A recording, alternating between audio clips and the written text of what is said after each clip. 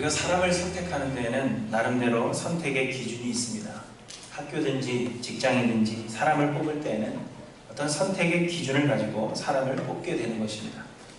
그렇기 때문에 학교든 직장이든 지원을 하는 사람은 그것의 선택 기준이 무엇인가 하는 것을 잘 알아서 그 기준대로 잘 준비해야 하는 것입니다. 목회자를 청빙할 때도 보면 자격 요건들이 있습니다. 나이는 몇 살 정도가 되어야 하고, 또 어떤 교단이 인정하는 어떤 신학교에서 어떤 학위를 받아야 한다 하는 것, 미국에서 일하는데 결격 사유가 없어야 하고, 또 목회 경력은 몇 년 이상이 있어야 한다 하는 등의 자격 요건이 있습니다. 그리고 청빙위원회 내에서는 이런 사람을 선택하겠다 하는 더 구체적인 그러한 선택 기준이 있어서 자격 요건을 맞추어 지원한 사람들 중에서 선택 기준에 가장 적합한 사람을 선택하게 되는 것입니다. 대체적으로 학벌이 좋은 사람이나 설교를 잘하는 사람, 그리고 주변의 평판이 좋은 사람을 목회자로 선택하게 되죠. 저는 이 세 가지가 다 해당되지 않는데 제가 이 자리에 서 있는 것을 보면 당시의 청빙위원회의 그 선택 기준이 무엇이었을까 저는 궁금해지기도 합니다. 아마 저의 수려한 외모 때문이 아닌가 그렇게 생각을 해봅니다. 착각은 자유니까요. 자기 생각대로 사는 거죠. 그런데 저에게도 부사역자를 뽑을 때 선택 기준이 있습니다. 제가 이미 여러 번 말씀을 드렸기 때문에 아시는 분들도 계시겠지만, 저는 부사역자를 뽑을 때 능력이 뛰어난 사람보다는 잘 순종할 수 있는 사람, 이 사람이 잘 따라올 것 같다 하는 사람을 뽑는 것입니다. 왜냐하면 동력이 있어서 필요한 것은 질서이기 때문입니다. 교회는 한 몸입니다. 그래서 한 몸에 여러 머리가 있을 수는 없는 것입니다. 머리가 생각하고 명령을 내리면 몸의 각 여러 부분들이 각자에게 주어진 일을 순종함으로 충성을 다해야만 건강한 몸으로 자라가게 되는 것입니다. 그런데 머리가 여러 개가 있어서 서로 다른 생각을 하고 서로 다른 것을 주문하려고 한다면 몸은 혼란스러워지게 되고 아무것도 할 수 없게 되는 것입니다. 아무리 훌륭한 생각들을 한다 하더라도 그것이 여러 머리에서부터 나와서 여러 사람들이 명령을 내리게 되면 혼란스러워지는 것입니다. 그런데 대부분의 사역 지원자들을 인터뷰할 때 보면 자신의 능력이나 자신의 가지고 있는 어떤 스펙을 최대한으로 나타내 보이려고 노력합니다. 목회 계획을 잘 적어서 내가 이렇게 목회하겠다라는 것을 보내주기도 하고요. 또 목회에 있어서 나의 방대한 꿈이 무엇인가 하는 것을 자랑하기도 합니다. 그런데 저는 부사역자가 무슨 꿈을 꾸고 있는지 저에겐 필요하지 않습니다. 다만 제가 꾸고 있는 그 꿈, 하나님이 꾸시는 그 꿈, 제가 따라가고자 하는 하나님의 그 꿈을 따라올 수 있느냐 하는 것이 중요한 것이죠.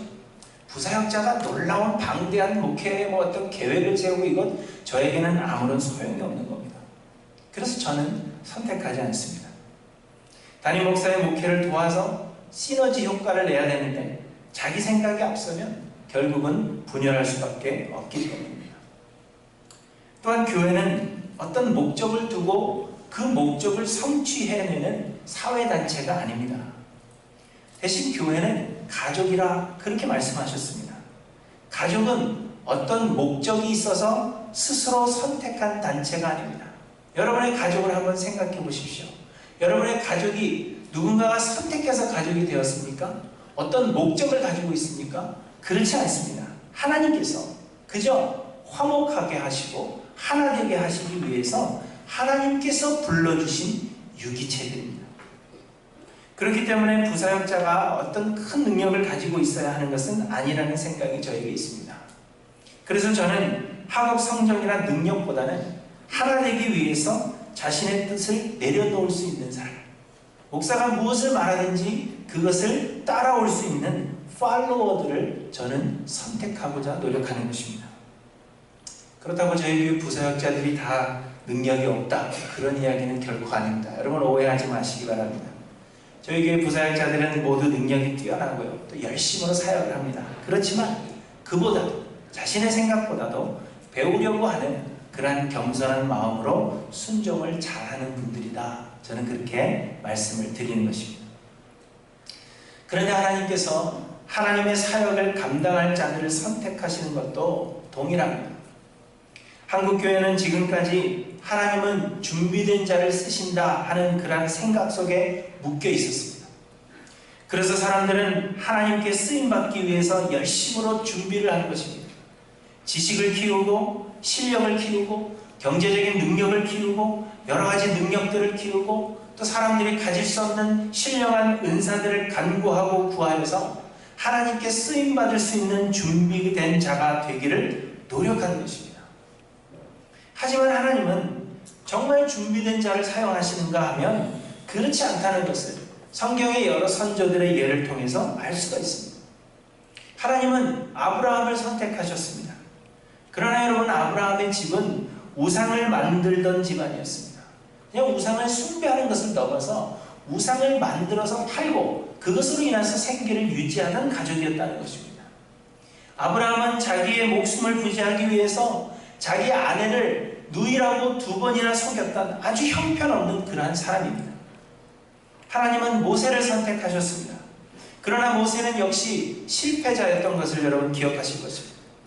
억압받는 이스라엘 동족을 돕겠다는 마음을 가졌지만 그 동족에게서조차도 버림을 받아서 도망하는 신세가 된 사람입니다.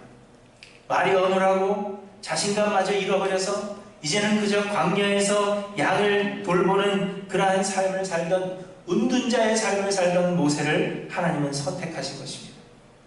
기드온은 어떻습니까? 미디안이 두려워서 포도주 틀에서 타작할 만큼 겁쟁이였으며 삼손은 술과 여자를 좋아하고 하나님의 말씀에 전혀 순종하지 않는 동네 불량배에 불과한 사람이 삼손이었습니다.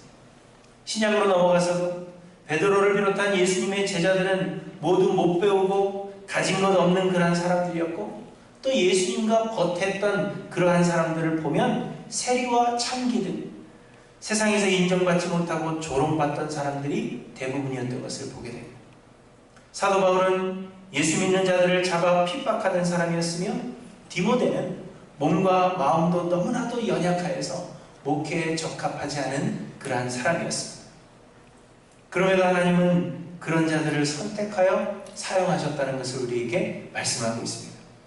성경에 나타난 여러 선조들을 보면 하나님께 쓰임받기 위해서 준비된 자는 한 사람도 없었다 하는 것을 우리는 볼 수 있게 됩니다.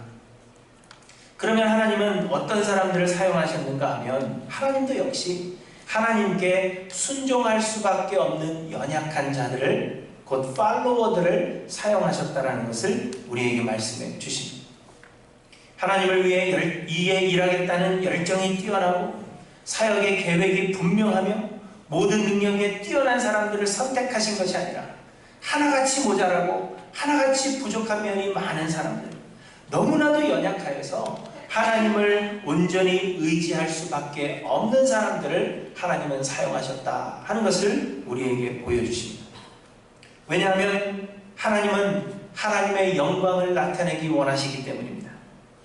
보물을 돋보이게 하기 위해서 질그릇에 담는 것처럼 하나님은 하나님께서 이루시는 일의 영광을 나타내시기 위해서 질그릇과 같은 자들을 사용하신다는 것입니다. 곧 모든 것을 하나님께서 하셨다는 것을 나타내시고 하나님만이 유일한 왕이 되심을 나타내시며 하나님 홀로 영광을 받으시기 위해서 오히려 능력이 없고 연약하며 하나님을 전적으로 의지할 자들을 하나님께서는 사용하신다는 것입니다. 오늘 본문은 이스라엘의 초대 왕이었던 사울 왕을 대신하여서 다윗을 이스라엘의 왕으로 기름 부으시는 장면입니다. 그런데 우리는 다윗이 하나님을 잘 섬기는 사람이었고 그렇기 때문에 하나님께서 다윗을 선택하셨다 그렇게 생각합니다. 그러나 오늘 본문은 우리가 그토록 존경하는 하고 닮기를 원하는 다윗 역시도 그의 능력 때문이 아니라 그의 연약함 때문에 택함을 받았다 하는 사실을 우리에게 말씀해 주시는 것입니다. 다윗을 생각할 때 다윗에게는 별명이 하나 있습니다. 무엇이죠? 오늘 설교 제목이죠. 하나님의 마음에 합한 사람입니다. 사도행전 13장에서 사도 바울이 비시디아 안디옥에 이르러서 설교할 때 이 다윗에 대하여 말하기를 하나님이 베냐민 지파 사람 기스의 아들 사울을 40년간 주셨다가 패하시고 다윗을 왕으로 세우시고 증거하여 가라사대 내가 이새의 아들 다윗을 만나니 내 마음에 합한 사람이라 내 뜻을 다 이루게 하리라 이렇게 말씀하셨기 때문에 그래서 우리는 다윗을 하나님의 마음에 합한 사람이라 그렇게 이야기합니다. 그런데 우리는 다윗이 하나님의 마음에 합한 사람이라 할 때 다윗의 마음과 하나님의 마음이 일치했다 하는 것으로 생각합니다. 하나님께서 어떤 계획을 세우고 계셨는데 다윗을 만나서 그 마음을 보신 결과 다윗도 하나님과 같은 마음을 가지고 있었고 그래서 하나님께서 다윗을 만나보시고는 나와 똑같구나 내 마음을 가지고 있구나 그렇게 생각하셔서 기뻐하셨다고 생각하는 것입니다. 그래서 우리들도 하나님의 마음에 합한 자가 되기 위해서 하나님의 마음을 공부하고 하나님의 마음을 우리에게 주시기를 위해서 우리는 간구하며 우리가 하나님의 마음을 가질 수 있다고 생각하는 것입니다. 하지만 여러분 다윗이 하나님의 마음에 합한 사람이었다 하는 것은 마음의 일치를 의미하는 것이 결코 아닙니다. 다윗의 마음과 하나님의 마음이 같았다는 것이 아닙니다. 다윗에게 있던 그 무엇이 하나님이 생각하신 것과 맞아 떨어졌다 그것을 말씀하시는 것이 아닙니다. 이 합하다라고 번역된 헬라어는 카타라는 단어입니다. 그런데 이 카타라는 단어는 사실 뜻이 상황에 따라서 바뀌는 전치사입니다. 그 뜻을 생각해보면 무엇에 의하여, 무엇을 위하여 또 다른 것으로 다른 것과 연결되면 또 다르게 뜻이 변할 수 있는 전치사라는 것입니다. 그래서 영어로 이 합하다라는 단어를 after라는 단어로 번역하고 있습니다. 그래서 영어로 보시면 a man after my own heart 이렇게 되어 있습니다.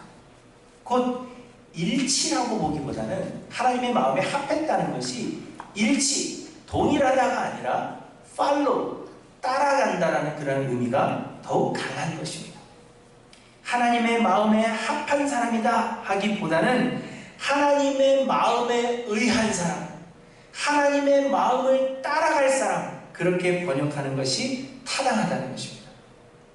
곧 다윗은 그 마음에 하나님의 마음과 같은 마음이 있었던 그런 사람이 아니라 하나님께서 계획하신 것을 온전히 이루실 수 있는 하나님이 계획하신 것을 온전히 그려낼 수 있는 백지와 같은 사람이었다 하는 것을 의미하는 것입니다.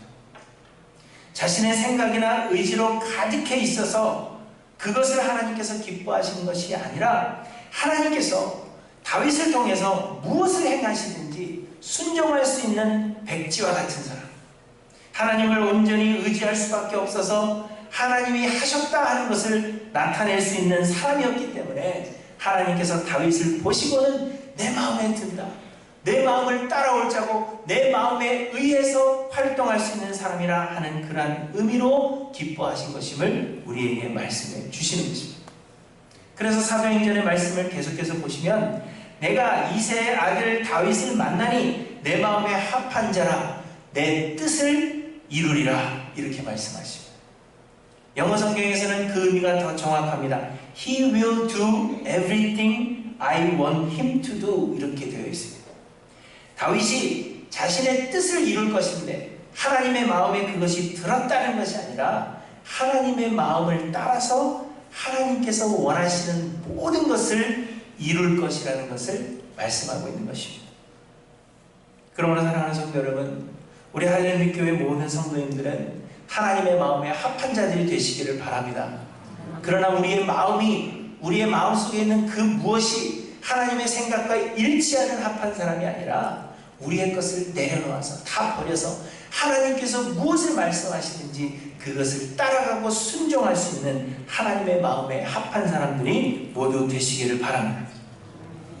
자신의 의견을 내세우기보다는 하나님의 역사를 기다릴 줄 아는 사람들이 되셔야 합니다. 능력이 뛰어난 사람이 아니라 팔로워들이 되셔야 하는 겁니다. 그래서 하나님께서 우리를 보실 때 내 마음에 합한 자라, 내가 원하는 그림을 그릴 수 있는 백지와도 같은 자라. 내 마음을 그대로 따라올 사람이라. 그렇게 칭찬받으시는 저와 여러분들이 되시기를 바랍니다. 오늘 본문에서 하나님은 내가 보는 것은 사람과 같지 아니하되 사람은 외모를 보거니와 하나님 나 여호와는 중심을 보느니라. 이렇게 말씀하십니다. 그런데 우리는 이 말씀도 오해해서 우리의 겉모습은 아니더라도 우리의 마음으로는 준비되어 있어야 한다. 그렇게 생각하는 것입니다. 곧 다윗은 하나님을 섬기겠다는 마음의 준비가 되어 있었기 때문에 하나님께서 그 마음을 보시고 다윗을 선택하셨다. 우리는 흔히 그렇게 생각하는 것입니다.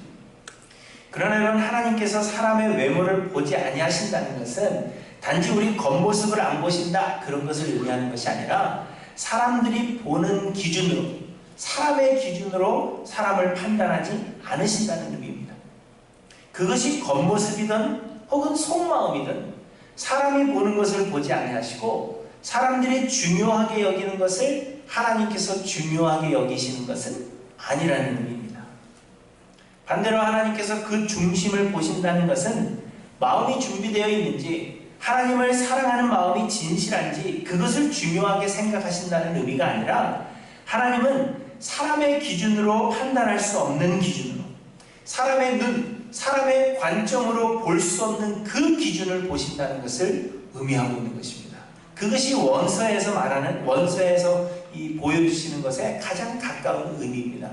사람은 겉을 안 보고, 하나님은 겉을 안 보시고 마음을 보신다는 것이 아니라 사람이 보는 것을 하나님이 보지 아니하시고 사람이 볼 수 없는 그 관점으로 하나님은 사람을 판단하신다는 것입니다.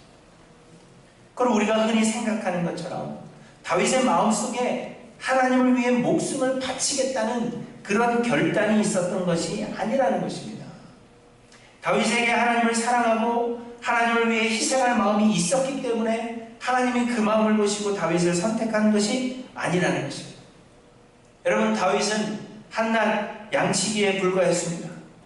당시에 양을 치는 목동은 정말 하찮은 일이었다고 합니다.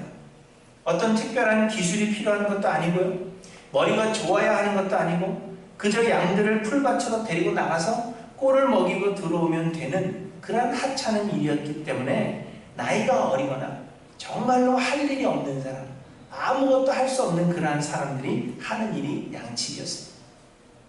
그래서 다윗이 양을 치는 목동이었다 하는 것은 우리가 생각하는 것처럼 그 마음에 어떤 꿈이 있고 비전이 있고 열정이 있어서 마음으로 준비하고 뭐 그런 사람이 아니었다는 것을 의미하고 있는 것입니다.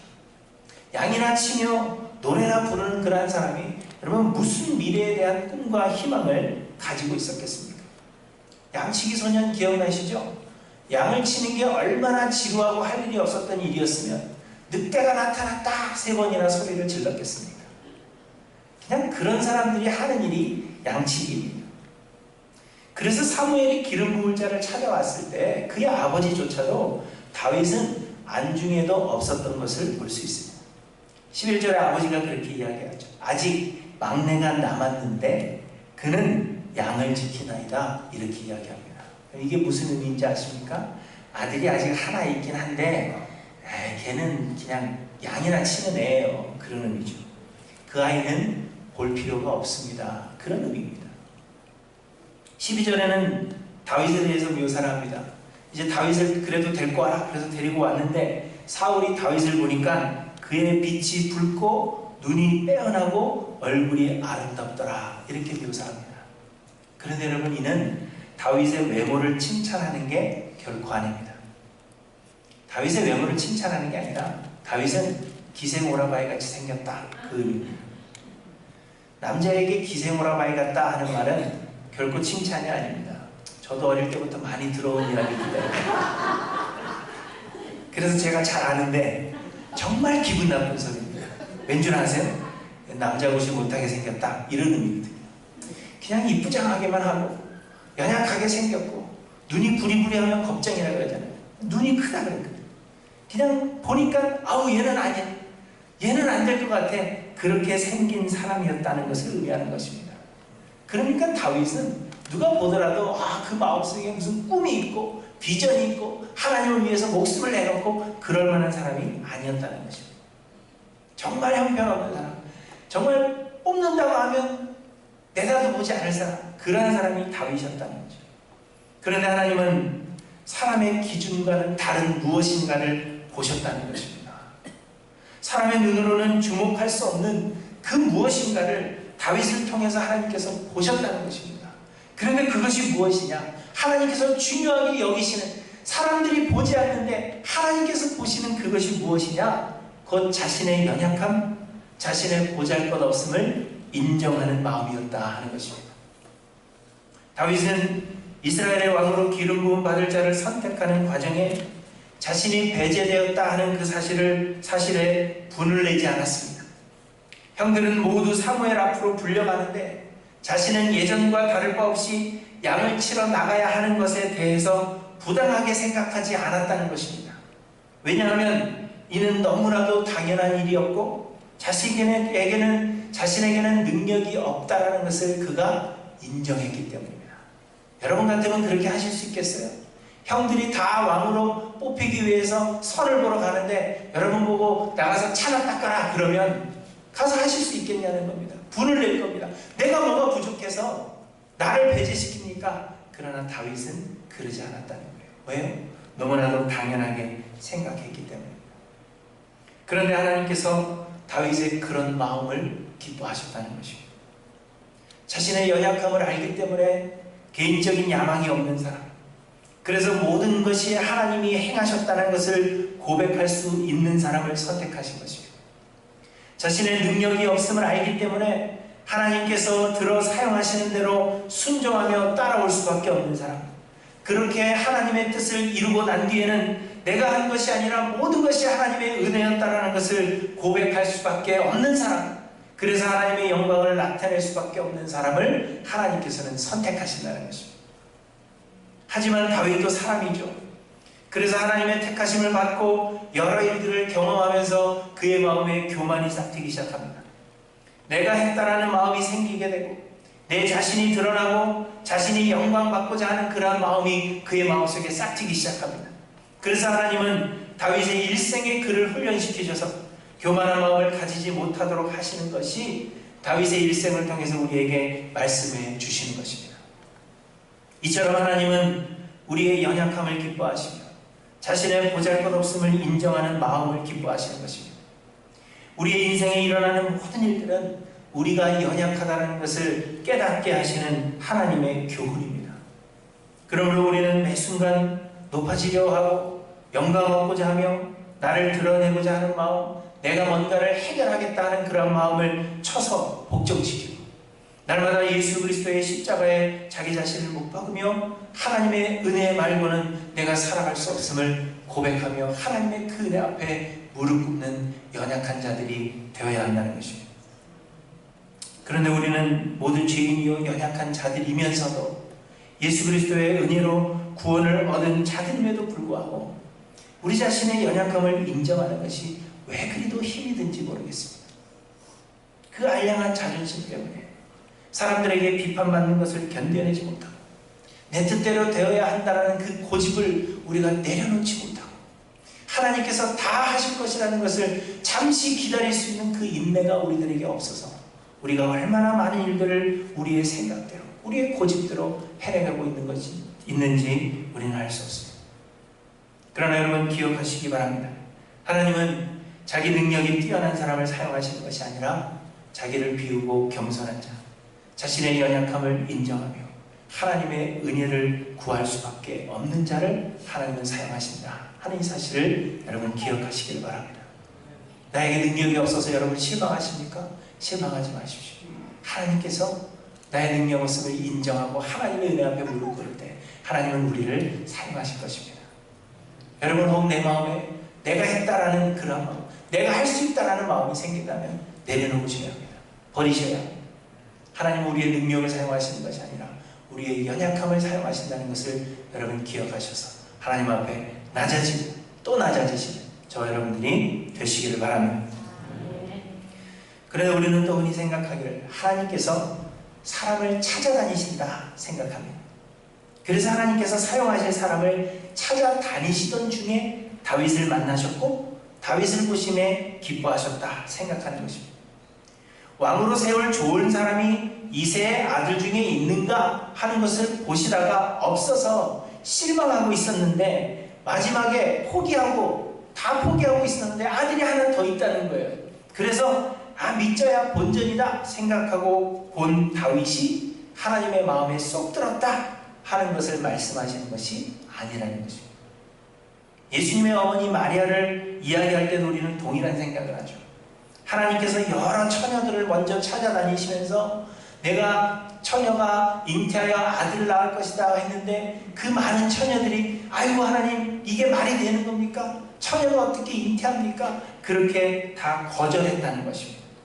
그런데 마지막에 하나님께서 마리아를 찾아왔을 때 마리아가 극적으로 순종하였기 때문에 예수님의 어머니가 되었다 생각하는 것이 일반적인 생각입니다.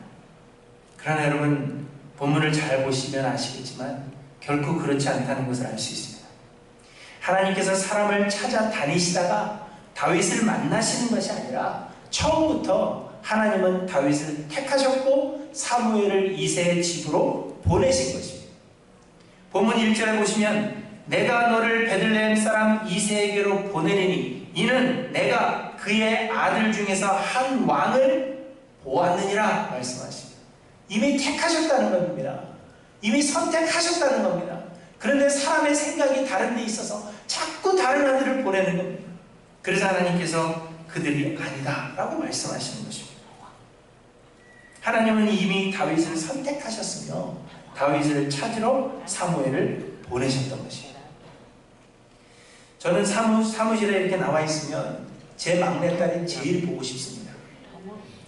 막내딸이 저에게 특별히 잘해서가 아니고요. 지금이 가장 이쁠 때이기 때문에 보고 싶은 겁니다. 뭐 오해하지 마시기 바라요. 막내가 제일 잘한다 그건 아니고요. 그 나이가 제일 이쁠 때입니다. 그래서 사무실에 나와 있으면 물론 다른 아이들도 보고 싶지만 막내 아이가 가장 보고 싶습니다. 그러면 이제 퇴근을 하자마자 집으로 향하죠. 집에 도착하면 저를 제일 먼저 반겨주는 것은 저희 둘째 아이입니다. 저를 막 아빠 이러면서 막 뛰어오죠. 저는 물론 그 아이를 저도 반겨주지만 그러나 제 마음속에 누가 있죠? 셋째가 있어요. 그래서 일단 형식적으로 안아주고 뽀뽀해주고 그리고 이제 옆으로 밀어넣는 거죠. 그 다음에 저를 반기는 사람은 제 아내입니다. 하지만 왠지 형식적인 것 같고 제 아들은 2층에서 내려와 보지도 않고 그저 형식적으로 예전에 저한테 혼났거든요. 아빠가 와도 쳐다도 안 보는 거라. 그래서 형식적으로 하이 아빠 이러고 끝내버리죠. 그런데 막내는 언제나 숨어 있습니다. 탁자 밑에, 의자 밑에 자기의 몸을 숨기고 있죠. 그래서 아빠 보고 찾으라는 거예요. 그러면 제가 막내를 찾습니다. 그런데 물론 찾는 것이 어렵지는 않습니다. 그래서 그 아이를 찾으면 제 마음에 기쁨이 넘쳐나는 겁니다. 그런데 여러분 이 기쁨은 몰랐던 것을 발견해내는 그런 기쁨이 아니고요. 제가 원하던 것을 만나는 기쁨입니다. 그렇죠? 몰랐었는데 그 아이를 보니까 기뻐하는 게 아니고요. 내가 처음부터 이 아이를 만나기 위해서 갔는데 그 아이를 만났기 때문에 마음에 기쁨이 오는 것입니다. 하나님께서 다윗을 보시고 기뻐하신 기쁨이 이런 기쁨이라는 것입니다. 몰랐던 것을 발견하는 기쁨이 아니라 하나님께서 이미 예정하셨습니다. 하나님께서 이미 다윗을 선택하셨습니다. 그래서 그가 있는 곳으로 찾으러 가셔서 하나님께서 이미 예정하셨던 하나님께서 이미 선택하셔서 기대하고 있던 그 다윗을 만나는 그 기쁨을 우리들에게 말씀해주고 있는 것입니다. 새로운 것을 찾았기 때문에 기뻐하시는 게 아니라 하나님께서 이미 예정하시고 만나기를 기뻐하셨다가 그 다윗을 만났기 때문에 하나님이 기뻐하셨음을 우리에게 말씀하고 있는 겁니다. 이것이 무엇을 말하느냐 하면 하나님의 택함을 받는다는 것은 우리의 노력이 아니라는 것을 말씀해 주시는 것입니다. 우리가 하나님 앞에 잘 보이기 위해서 노력하고 열심을 내고 그래서 하나님께서 우리를 만나주시는 게 아니라 그래서 우리를 기뻐하시는 것이 아니라 하나님께서는 태초부터 우리를 택하셨고 우리를 구원하셨고 우리를 만나시기 위해서 기대하고 계시다가 우리를 만나실 그때 하나님은 기뻐하신다는 겁니다. 하나님의 택하심은 하나님의 은혜라는 것입니다. 그런데 하나님의 예정이, 이러한 예정이 우리에게 주는 의미는, 그래서 우리의 신앙생활이라는 것이 우리의 노력으로 뭔가를 성취하고 그 성취물을 하나님께 드리는 것이 아니라는 것입니다.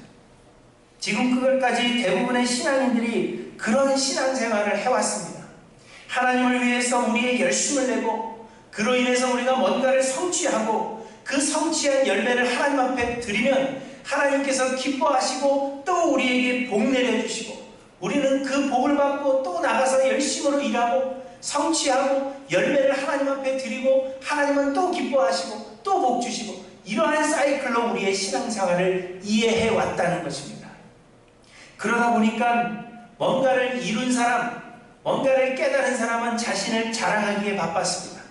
내가 이 일을 했다, 내가 이러한 일을 이루었다 자랑하다 보니까 자기와 다른 사람은 정죄하게 됩니다. 쟤는 왜 못하지? 그래서 서로 시기하고 다투고 분열하게 되는 것입니다. 교회는 하나님께 영광이 되어야 하지만 우리가 많은 것을 이루었음에도 불구하고 하나님의 이름이 땅에 떨어져서 세상의 조롱거리가 되고 있다는 이 현실은 우리의 신앙이 잘못되어 있다는 것을 보여주시는 것입니다. 우리가 열심으로 노력하고 하나님의 나라를 세워보겠다고, 하나님의 나라를 위해서 열심으로 일해보겠다고 노력하고 있음에도 불구하고 우리 가운데 사랑이 없고 하나됨이 없고 우리가 분열하고 있다는 것은 누가 더 잘했다는 것을 따질 것이 아니라 우리 모두가 하나님 앞에 잘못된 신앙생활을 하고 있다는 것을 보여주고 있는 것입니다. 신앙생활이란 우리가 뭔가를 행하는 것이 아니라 하나님께서 우리를 택하여 주시고 예수 그리스도의 은혜로 우리를 구원하여 주셔서 하나님의 영광의 도구로 우리를 사용해 주시는 것입니다. 모든 것이 하나님의 은혜입니다. 우리는 우리 자아를 내려놓고 자기를 비워 종의 형체를 입으며 잠잠히 주님을 기다림으로 주의 역사하심에 순종하는 것입니다. 자기 십자가를 지고 예수 그리스도의 그 길을 따라가며 예수 그리스도만이 내 안에 사시도록 나를 십자가에 못 박아 매일매일 죽어가는 것. 그래서 하나님께서 나를 도구로 마음껏 사용하실 수 있도록 내가 온전히 죽는 것이 우리의 신앙생활이 되어야 한다는 것입니다. 그러할 때 하나님은 우리를 하나님의 나라의 왕같은 제사장으로 비로소 우리를 세워 가시는 것입니다. 사랑하는 성도 여러분, 다윗이 하나님의 마음에 합한 자가 된 것은 지식이나 능력이나 그 무엇으로 채운 것이 하나님의 마음과 일치했던 것이 아니라 오히려 텅 비어져 있었던 그의 마음, 텅 비어져 있었던 그의 삶, 아무것도 할 수 없었던 그의 삶이 하나님의 마음을 따라갈 수밖에 없었기 때문에 하나님께서 그를 보시고 내 마음에 합한 자라 말씀하시며 그를 사용하셨던 것입니다. 우리는 이미 너무 많은 것으로 채워져 있습니다. 우리의 삶에는 너무 많은 것들로 채워져 있어요. 그런데 여러분, 비워야 합니다. 많은 사람들이 하나님께서 더 채워주시기를 기도하지만 우리는 비우기 위해서 기도하고, 그래서 하나님의 성령이 역사하실 수 있도록 우리를 온전히 내어드려서 하나님의 마음을 따라가시는 하나님의 마음에 합한 자들이 모두 되시기를 주님의 이름으로 간절히 축원합니다. 기도하십니다.